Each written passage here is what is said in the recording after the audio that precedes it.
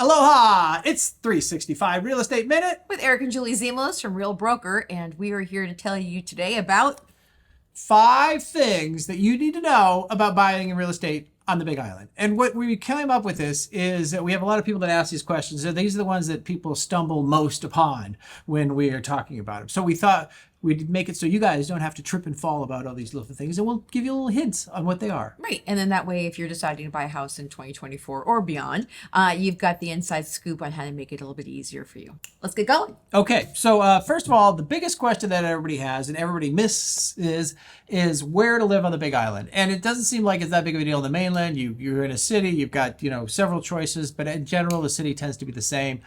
Here, depending on where you live, it changes greatly. You could be up at the volcano at 4,000 feet. You could be down at the ocean where it's hot. You could be, way up north. So location makes a big difference on where you're going to live. Well, I was going to say also, some people think that they can buy, let's say a condo in Pahoa. It's like, no, they don't have any condos in Pahoa. I want to buy like a $400,000 house in the middle of Condo. Well, that's not going to happen because the price isn't going to work out that way. So we've had quite a few buyers actually contact us, and their budget isn't that big. And they're looking in places where they're never going to be able to find a home, a single family home, maybe a condo. Yeah. But a lot of the times too, they don't understand the topography and the general nuance of the area, which I'm telling you guys, if you're going to live anywhere in South Hawaii, Ocean View Estates, all the way down to Pahoa, Puna, the whole thing, what you see on a map from your house on the mainland is not the same as actually driving those roads and figuring out what that whole looks like. The whole area of Pahoa is as big as the entire island of Oahu. And Big Island is as big as the state of Connecticut. So knowing where you're going to want to end up is the best way to do that is actually to drive it yourself and think about climate, price, the whole thing before you actually contact an agent. Because I just talked to a buyer just yesterday, and she was surprised that I myself could not sell her a house anywhere all over the island. That's like saying I'm going to sell you a house anywhere all over the entire state of New York. It's just, if you want to do it right, you find people who are area experts in the neighborhoods that you care about. And one thing that Eric and I have to offer is that we do have real estate referral partners all over the whole island. So when people say also, I want to talk to this agent and this agent and this agent, basically, if you're kind of like using their time, think about them as lawyers.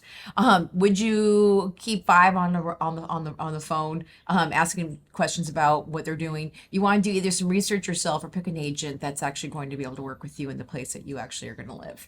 That's my right. 2 cents. And just a little bit more on that, the breakdown.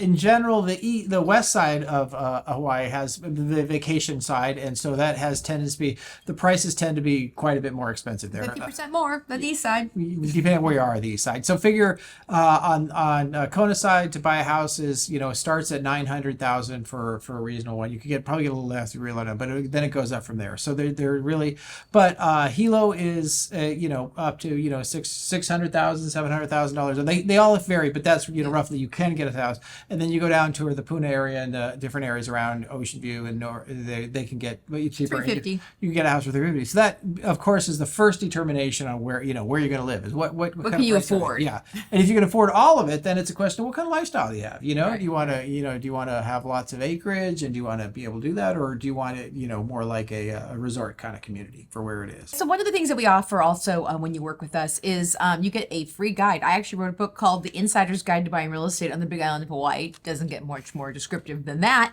And some of the things we're going to be covering today in this video are actually covered in this book as well. We'll give you a little bit more of what the 2024 experience looks like, but I can give this to you as a free PDF if you join our Ohana, and if you want to drop me a line, I'll make sure you get it. I think that's going to make a difference is elevation, right? And this is one thing that people don't understand on the mainland, is that elevation plays a huge here in terms of 2 things. So one is, weather. The higher you go up, the more chances it's going to be cooler, and it also rainier. What it is. Example, we live at 700 feet here in Kona, And about every afternoon, the rain clouds kind of come in and give a light dusting of rain around 4 o'clock. But it's about 5 degrees cooler than it is down at the ocean, which is rather pleasant, particularly in the summer, because the summers tend to get pretty hot around here. Right. So when you're looking at trying to buy a condo down next to the ocean, know that it's going to be a lot warmer. Eric and I missed the memo when we first bought a condo here that it's really, really warm next to the ocean. That's why most of the people who actually lived here, hence the original, people who used to live here, live up at elevation, because that's where all the nice greenery is. That's where you're going to get comfort with the breezes coming back and forth, where it definitely, especially in West Hawaii, we don't get a lot of trade winds that blow right next to the ocean. And some people love being hot. So I always say there's a butt for every seat in this island. But that's something for you to consider as well. Right. And one more before we leave this topic is also, remember the island is split. You've got a leeward side, which is where all the wind side comes in and all the storms come in. And we're on the opposite side. It's also where it's much more calm. We don't get much wind on the west side. So weather also depends. Hilo gets a lot more rain than Kona does, and it's a lot more drier. So you kind of ask yourself, what do you like? I mean, do you like it wet, or do you like it where it's, gets that... definitely that dry feeling that you right get. And if you'd like to vacation in Kona and watch sunsets and jump in the ocean and sit on a beach, that's something to consider, because that's your life in West Hawaii, but that's not going to be your life in East Hawaii, even if it's more affordable over there. That's the sun's going to sit over here. It's going to cost you more money to have that happen. Sunrises instead of sunsets. That's where you're at. You got to wake up mighty early to catch that. On top of that. Right. And then also with the elevation also, when again you're looking at a map of Hawaii, what you might not see is that volcano, which is a cute little town, is at 4,000 feet. It is very cold and chilly up there with a lot of rain and moisture too. It's not just that it's wet. It just definitely has a damp feeling up there. Yeah. So again, because we live on a tropical island, we have humidity, and it tends to get worse at the higher elevations where it cools down and actually can cause mildew and mold in your house and on your clothing. So we always kind of joke around this 10-10-10, where you're not that far from the ocean, you're not that far from the airport, but you also want to make sure that when you go up the mountain, you also realize that the further up you go, the more that you're going to probably be dealing with more of that humidity and mildew issue. So, all right. So the next one is something that a lot of people in the mainland might not have thought about, but it sort of works here sometimes. So we'll give a little bit of explanation. And that is a condo versus a house. And everybody says, well, I want to live in a single family house. I get it. The downfall of that, though, is that a single family house tends to be really expensive on the Kona side. So this is particularly towards the Kona side. Right. So you think, oh, well, okay. But you're like, I would never live in a condo because you're paying all those money in HOA fees and it's really expensive. Well, remember, with a house, you're still paying all those fees. It's just you don't have anybody else paying with it. So it's not as expensive to be in a condo as you might think. I mean, it might not quite be as cheap as a house, but again, you have a pool and you're on a really nice area and you're in a good location. You have a smaller thing. So it's just something to think about, potentially a condo versus living in a house on top of that. Right. Because if you don't have the median price for a house in your bank account, which is at this point $1.3 million, you could still call Hawaii home for $550 by living in a condo. And I was thinking about when you say it's expensive, I brought this up today to my friend. Yeah. She said all the prices of homes in America have gone up exponentially in the last few years. Yeah. So basically it's like this. I mean, a $1.3 million house in Kona is basically almost exactly what you can get in the Bay Area and Seattle and Sacramento. So, but just know that if you come, and I get the phone calls, guys, of people who have $400,000 to spend, you're probably not going to be able to live in Kona proper.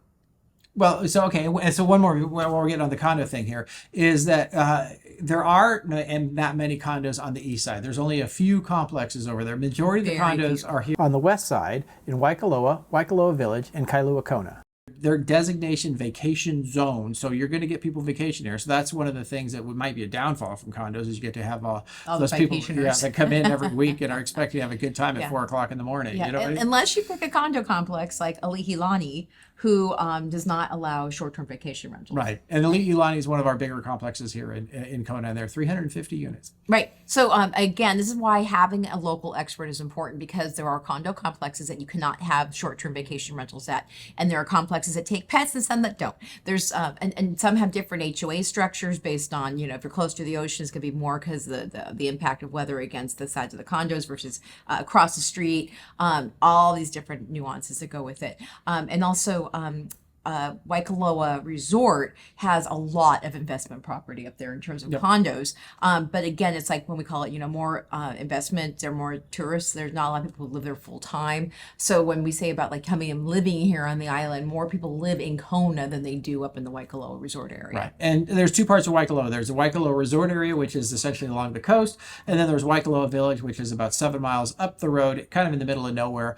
And they've got it was kind of the village, right? And they've got quite a bit of houses up there, but there are not very many condos that are up there. Right. But there are condos up there. There are. Right. And and again, it's a 35-40 minute drive north of Kona, but sometimes affordability can be found there a little bit. But again, just where we're at right now, right before we hit 2024, that because everyone couldn't afford to live in Kona, moved up to Waikoloa Village, they brought the prices with them. And they start building some nicer things up there, so it's not as affordable as it once was. On top of that, affordability is mostly going to be found in these part of the island. Yeah. Okay. So now the other question that we always get is somebody says, "Okay, I'm going to buy a piece of land. I'm going to build a house."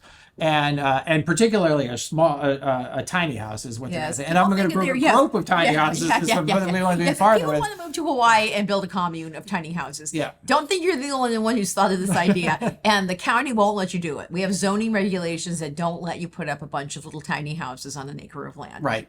You could put up one tiny home, but it has to fit within the things. And the problem with that is that this is what we're getting into. Building a house. First of all, as you all know, building expenses have gone way up. A cost for material, and also remember that shipping expenses and getting them here has also gone up. So if you put that with trying to get a permits are difficult to get here. So I heard somebody recently that it took, the last person I talked to took 16 months to be break ground once they started the process. Mm-hmm. It's probably less now, but think that you're not going to build it in a year. This is at least a 2-year project to build a house here. So its question is, are you in for the long haul? And most of the builders are busily building other people's houses. So I've heard of some very expensive per foot costs of building. Mm-hmm. So you have to decide, is it worth it? You know what I mean? And we that's a whole nother video you can get into about all the nuance of that, but it's just something to think about. It's hard is what we're trying to say. And also what people don't think about sometimes is that if you buy a piece of land down south of Kona, like Miloli'i south, getting people to go out there and work on your house is very hard too, because people have to drive an hour and a half to get out there to help you build your house. And either no one wants to do it or it's extremely expensive. So you're getting your land for cheap, but then it becomes a headache to try and actually get some help to build out there. That's right. So question on building or buying. Right.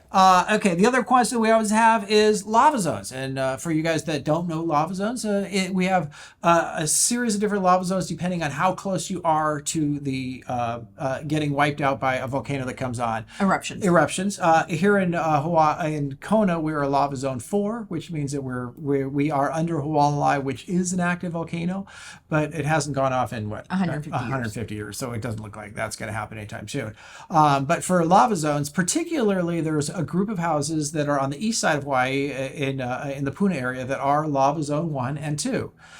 So the downfall of that is that it's really hard to get a loan. You could get a loan on lava zone 2 sometimes, or you got to just pay cash outright for it. So it makes it really difficult. So that's why part of the reasons the houses are so cheap there is because the fact that they're in this lava zone. Lava zone 1 means if there's going to be eruption, it's pretty much guaranteed that your house is going to get wiped out. That's the point. That's and when you guys I get these phone calls. How come this beautiful house in Leilani Estates is so inexpensive? Right. Leilani Estates, if you guys don't know, was the subdivision that the ground cracked open and lava started flowing out in 2018 and completely decimated most of the subdivision. Yeah, but there's enough houses left in that subdivision that they're selling them, right? Yeah. And because there's lava zone 1, they're not that expensive. But if you buy there's a good chance that the house might not be there forever. Now, maybe not next year, but eventually that area had already been run over in 1955, same area, and people built on top of it. And so, like you said, trying to get a loan is almost impossible. And really those houses are going for cash. So that's why they're not expensive, because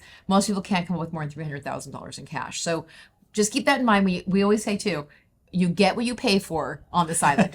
On top of that. And one more thing about lava zones is that it is expensive to insure. Let's say you were able to get a house on Lava Zone 2. I don't know about Lava Zone 1 if you're able to do it, but let's say the insurance for Lava Zone 2, there's one or maybe two companies that are insuring. And I heard that it's up to $7,000 a year for insurance to insure up to $400,000 house, which is, that's getting up there with almost a mortgage payment, in some cases. So when you're thinking about affordability, please remember to add your cost for insurance into that mix. Yeah. And also flood insurance. That if you're next to the ocean, and also we just had this big storm coming through. East Hawaii gets hit more often with hurricanes and typhoons and things like that than we do over here in West Hawaii. So over on our side, we probably don't need hurricane insurance, but on the other side, they certainly do. Yes, you do. Okay, and last question that is an unusual part of the Big Island here is leasehold versus fee simple. Okay, so again, we get these phone calls. Oh my gosh, there's a $135,000 condo next to the ocean in Kona. Okay, that is usually because it's called leasehold, which means you do not own the land, and it usually means that with lease, there's a time frame in which the lease expires and then is renegotiated, and then a price is put back on to hold the lease. And that usually goes up exponentially to what you might not know what it is when you first buy it. So we also have leasehold land, which is owned by Bishop Estates, which is a Hawaiian trust that they hold the land in perpetuity. You will never own that land. And basically what they do is they lease out the land for you to farm on it. So if you see a $600,000 house on 10 acres of land, you think, oh my God, what a steal. I may tell you the steal is the fact that you have to have a farm plan. You actually have to work the land, and you actually have to give them a portion of what you're taking off the land in terms of profits. And then it sometimes can be very difficult to sell that land, because people then also know that no matter how much money you put into building your house and making things happen, you really can't take that with you. Right, and the fact that you give part of your profits back to the leasehold as well. Yeah. So that's the agricultural lease, and then let's go back to the there's a few condo leases. They're getting fewer and farther. Most of the people they converted over many years ago to fee simple, but there's a few that are out there, and some of them didn't convert over because they're going to do something else with the land. So, example, there's a complex now that you can buy a condo for $140,000. Yeah, which one are you talking about? 100. Let's say up to 150,000, and it's amazing. But in 6 years, that condo complex is going to be bulldozed down to the ground. So you are not buying a piece of real estate; you are buying a time frame. Right. So we call it future rent. Yes, and the funny part is that we kind of did some of the calculations on some of these, and it works out to have a 1-bedroom studio apartment is about $3,500 a month, which is about what you're going to pay for a 1-bedroom condo here in Kona to rent. On top of that, but then you get nothing off the back end. And since it's leasehold, it's interesting with leasehold too. I'm wondering if you get the same types of tax benefits because you don't own it.